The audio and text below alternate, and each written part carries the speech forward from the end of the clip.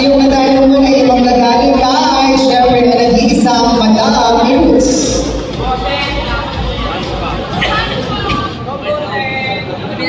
Margie, malaki.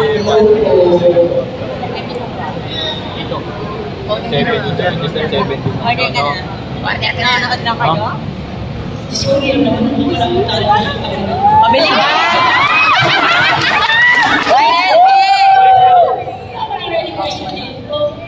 May Louis Vuitton! What makes a perfect life? Life! What is a perfect life? Live. Ang Tagalog na lang kayo.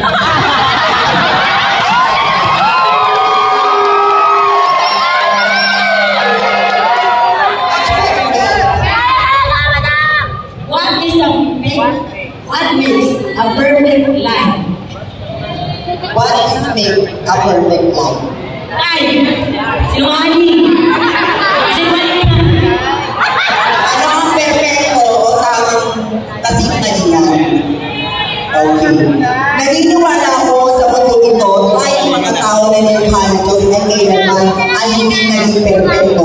Sapagkat sa araw-araw natin pamumuhay, sa araw-araw po natin mananitili sa mundo, tayo ay nakakagawa ng masama. At bilang sa tao, kapag nakagawa ka ng masama, masama na ang tingin sa iyo ng kapwa mo. Ngunit anong masama ang gagawin ko?